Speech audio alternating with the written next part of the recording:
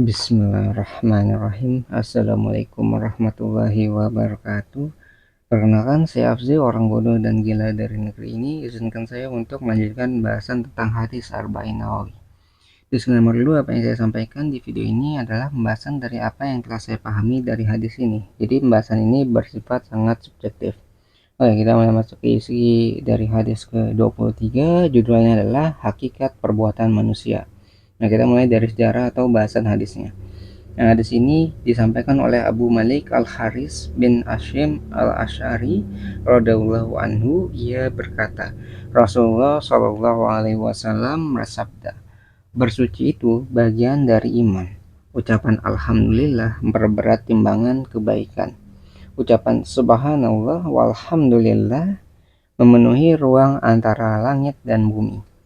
Salat adalah cahaya, sedekah adalah bukti nyata, sabar adalah pelita, dan Al-Quran adalah hujjah yang akan membela atau menuntutmu. Semua orang berusaha, ia mempertaruhkan dirinya, maka ada yang merdeka dan ada yang binasa. Nah, pelajaran yang bisa kita ambil dari hadis ini yang pertama tentang pentingnya bersuci. Nah, maksudnya bersuci ini bisa ditafsirkan ke dalam 3 hal.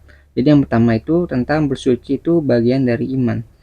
Jadi dalam hal membersihkan diri kita.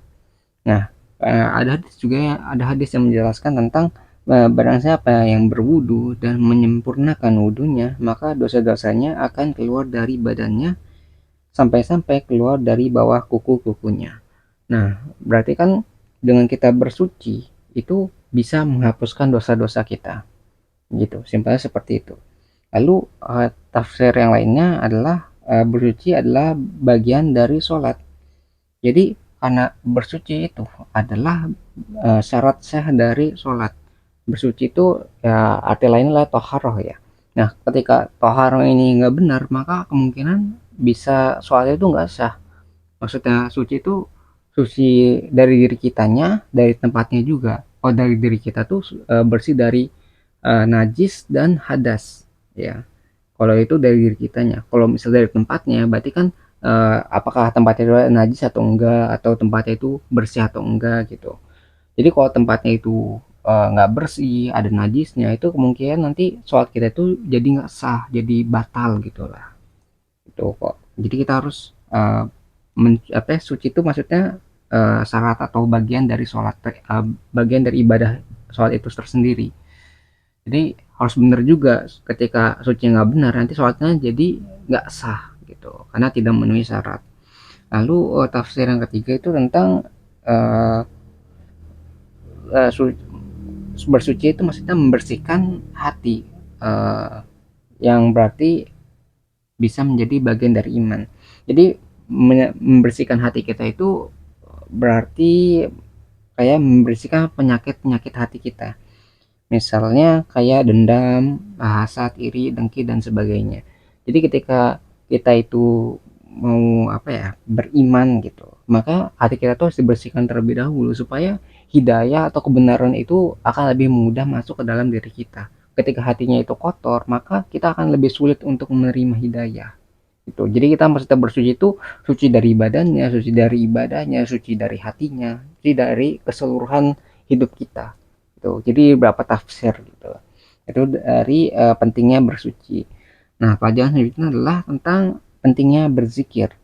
Jadi di hadis ini itu ucapannya itu sederhana. Jadi ucapan alhamdulillah itu bisa memperberat timbangan kebaikan, dan ucapan subhanallah walhamdulillah itu bisa memenuhi ruang antara langit dan bumi. Jadi bisa kita simpulkan ya bahwa berzikir itu merupakan ibadah yang mudah. Jadi dengan mengucap tadi kalimat tadi itu nggak sampai semenit lah, kita bisa menyelipkan ucapan-ucapan tadi di antara saat kita beraktivitas di kehidupan sehari-hari kita. Itu sangat sederhana sekali kan, tapi ucapan-ucapan tadi itu memiliki manfaat yang besar. Jadi hanya kalimat alhamdulillah saja itu bisa memperberat timbangan kebaikan kita. Lalu jika kita sambung subhanallah walhamdulillah itu bisa mengisi ruang antara langit dan bumi. Itu sangat-sangat besar. Itu belum disambung dengan kalimat-kalimat lainnya kayak subhanallah walhamdulillah wala ilaha illallah wala wallahu akbar wala haula wala quwata illa billahil aliyyil azim. Itu bayangkan kalau misalnya kita sambung gitu kalimat zikir dari awal sampai akhir ya. Itu berapa banyak kebaikan yang bisa kita ambil. Itu hanya dua kalimat, satu kalimat udah memperberat, dua kalimat subhanallah walhamdulillah itu bisa mengisi ruang antar langit dan bumi. Bayangkan kita sambung dengan kalimat-kalimat zikir yang lainnya. Gitu. Bayangkan berapa banyak kebaikan yang bisa kita ambil. Itu sangat mudah, tapi sangat berat. Gitu. Sangat berarti bagi hidup kita. Sangat bermanfaat lah. Intinya seperti itu. Itu zikir. Nah, pelajaran selanjutnya setelah zikir itu adalah sholat adalah cahaya. Jadi kan kita tahu bahwa sholat itu bisa membedakan menjadi pembeda lah antara orang yang muslim dan orang yang syirik. Itu sederhana seperti itu. Tapi yang dimaksudkan cahaya dalam hadis ini itu secara batin ya, itu bisa berarti menerangi jalan hidayah atau kebenaran. Jadi cahaya itu bisa membimbing kita dalam hal-hal yang berhubungan dengan kebaikan. Jadi sebagai hidayah dan menunjuk kebenaran sehingga kita bisa menjauhi dari hal-hal yang berbau kemaksiatan atau perbuatan dosa. Jadi sholat itu bisa diibaratkan sebagai cahaya yang bisa membimbing diri kita. Simpelnya seperti itu. Nah, tapi ada kan di hidup kita tuh ada orang yang sholat tapi masih berbuat maksiat.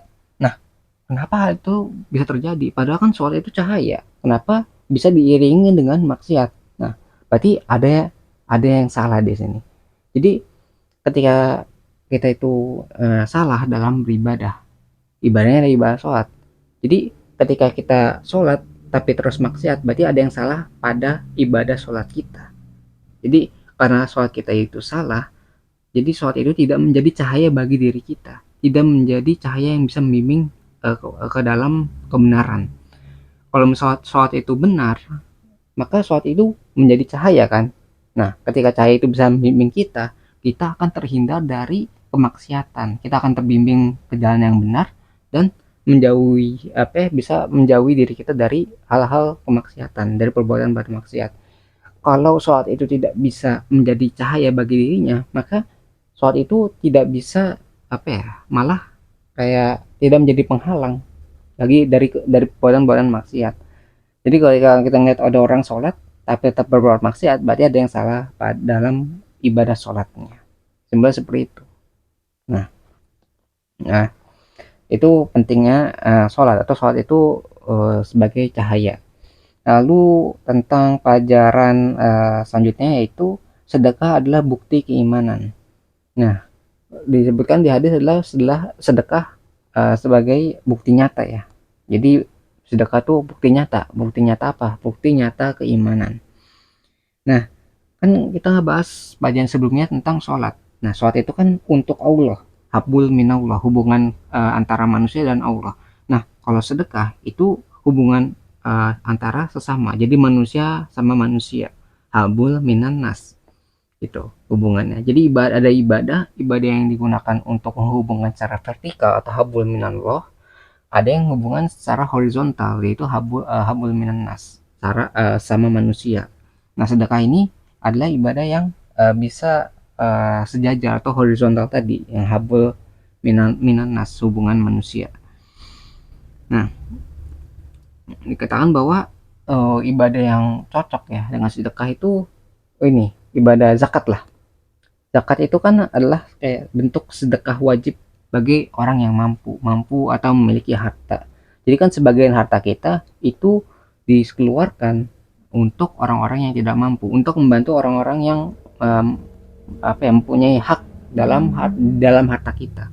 Jadi orang-orang yang miskin, orang-orang yang nggak mampu itu bisa menerima harta yang kita miliki. Jadi kita yang mampu misalnya punya harta melimpah. Nah, harta yang melimpah itu ada hak-hak orang yang harusnya menerima dari harta kita. Nah, dengan mengeluarkan hak-hak orang tadi, kita bisa menyucikan harta-harta yang kita punya, gitu. Sehingga orang-orang yang nggak mampu tadi itu juga bisa terbantu dari harta-harta yang kita miliki. Jadi itu cara horizontal habul minannasnya itu juga baik, gitu. Hubungan manusia juga baik. Nah, itu sebagai bentuk bukti nyata keimanan. Ya, keimanan itu yaitu kita mengeluarkan sebagian harta kita. Itu adalah bukti keimanan yang kita punya. Lalu setelah sedekah, kita pelajaran selanjutnya adalah sabar adalah pelita. Nah, sabar di sini itu bisa dalam hal kebaikan ataupun mencegah keburukan. Jadi maksudnya sabar dalam ketaatan, berarti kan sabar dalam kebaikan. Misalnya ketika kita sholatnya itu nggak buru-buru, sholatnya itu serius dan sangat-sangat berhati-hati. Nah itu, dan maksud adalah kesabaran juga. Kadang kan ada orang yang sholat itu buru-buru, nggak serius, malah main-main, dan ya nggak khusyuk lah, simpelnya seperti itu. Jadi orang yang bersabar dalam ketaatan, dia mampu khusyuk ataupun bersabar dalam sholatnya, dalam ketaatan itu. Jadi ya sholatnya harus hati-hati, pelan-pelan, bacanya harus misalnya benar, toharohnya harus benar gitu. Itu kan kalau nggak ada kesabaran saat beribadah, itu pasti nggak bakalan benar ibadahnya gitu kan. Nah seperti itu sabar dalam ketaatan, atau sabar dalam menjauhi kemaksiatan. Nah sabar dalam menjauhi kemaksiatan itu misalnya gini, kita dengan tangan kita bisa mencuri barang orang lain, kita bisa ngambil, kayak wah ada kesempatan nih misalnya kan, kita bisa ngambil barang orang tersebut, orang yang nggak kita kenal misalnya. Nah dengan sabar kita bisa menahan perbuatan tadi, kemaksiatan tadi, sehingga kita tidak jadi melakukannya. Itu kan dibutuhkan kesabaran juga. Jadi misalnya kita butuh juga nih, tapi kita tahu bahwa itu tuh sesuatu yang tidak benar, suatu kemaksiatan, jadi kita bersabar untuk tidak melakukannya gitu. Jadi perbuatan yang harusnya kita bisa mencuri nih, tapi kita bersabar dan tidak jadi melakukannya. Atau contoh lain, misalnya dengan mulut atau lisan kita. Dengan mulut dan lisan kita kan bisa ringan nih, kita bisa menghina, merendahkan orang lain lah. Misalnya, jadi kayak orang lain misalnya, wah kita benci banget sama orang ini, kita bisa menghina atau merendahkan orang tersebut. Tapi karena kita sabar, kita menahan diri kita, mulut kita itu ditahan nih, harusnya kita bisa melampiaskan lah omongan-omongan yang buruk tadi kepada orang lain. Kita tahan mulut kita bersabar supaya ucapan-ucapan tadi tidak keluar dari mulut kita. Itu kan berarti bersabar untuk menghindar atau menjauhi kemaksiatan gitu, yang harusnya jadi dosa tadi kan ngomongin orang, menghina orang, tapi karena kita mampu untuk menahan mulut kita, sehingga ucapan tadi itu tidak keluar, dan kita terhindar dari dosa-dosa atau kemaksiatan gitu. Itu sabar dalam kemaksiatan. Atau misalnya ada suatu peristiwa nih ya, jadi Allah itu ya, Tuhan kita akan menguji diri kita dengan musibah itu kayak sedikit ketakutan, terus kelaparan, ataupun kekurangan harta. Nah ketika kita melewati musibah tadi yang ditujukan sebagai ujian ya, dari Allah kepada makhluknya, maka kita harus bersabar juga, sabar saat kita tertimpa musibah tadi, yang tentang kayak ketakutan, kelaparan, ataupun kekurangan harta misalnya seperti itu. Jadi kita harus sabar saat mengalami musibah tadi gitu.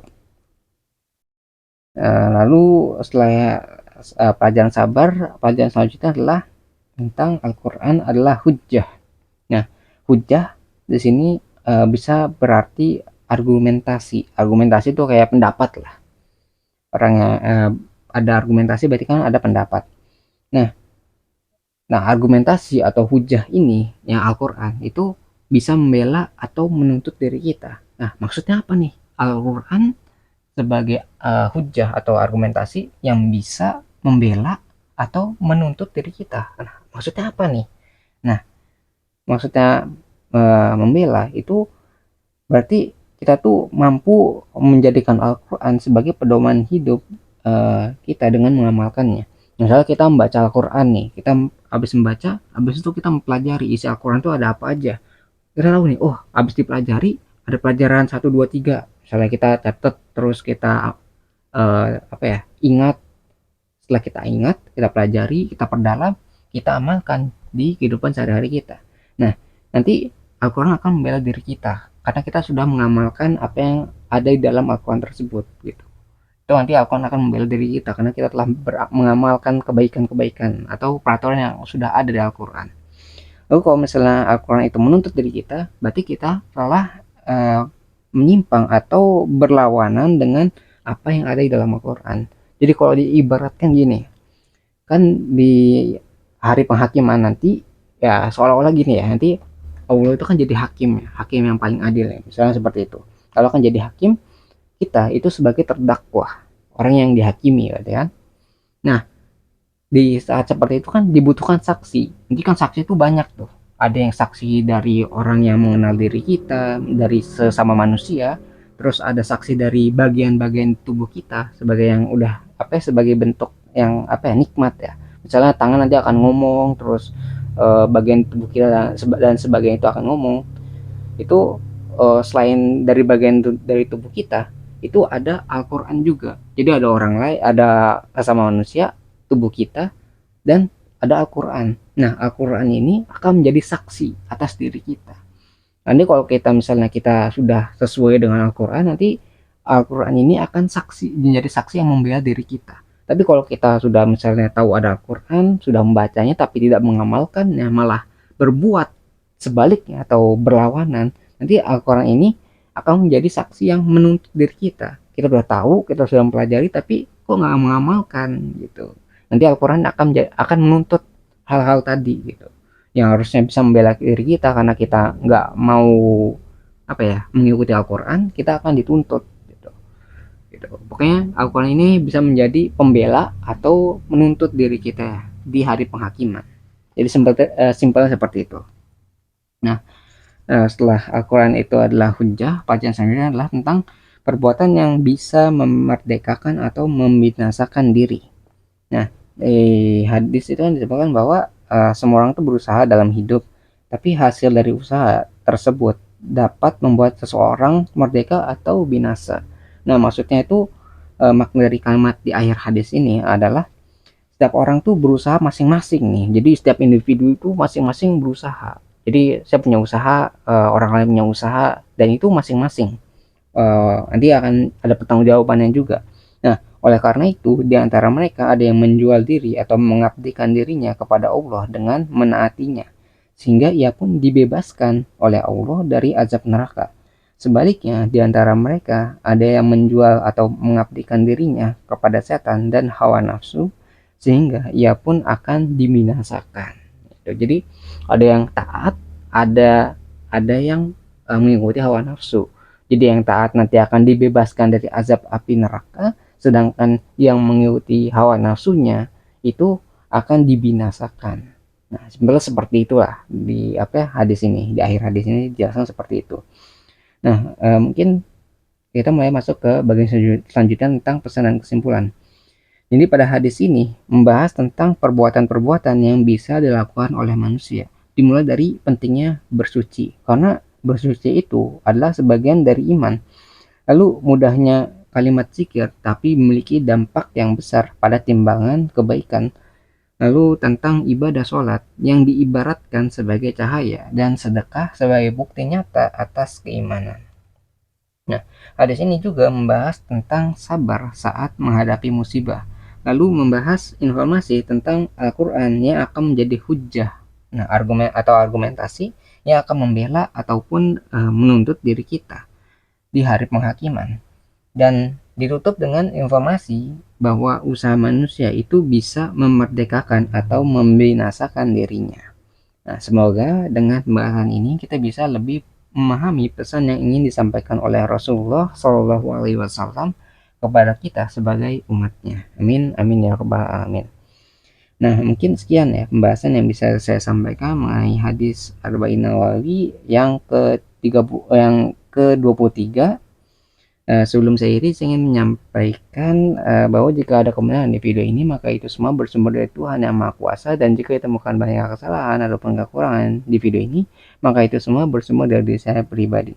Di channel kita juga ada moto, jangan didengar, jangan dipercaya, ragukan segala pilihan, dan selalu buktikan bahwa pendapat saya itu salah. Lalu jelaskan di mana letak kesalahan. Saya menunggu jawaban Anda, wahai orang-orang pintar dan waras di luar sana, karena orang yang bodoh dan gila ini sangat membutuhkan bantuan kalian. Terima kasih bagi yang udah menyimak videonya, semoga bisa bermanfaat. Saya akhiri dengan kalimat wassalamualaikum warahmatullahi wabarakatuh. Saya Afsi pamit undur diri, kita ketemu lagi di pembahasan selanjutnya, insya Allah.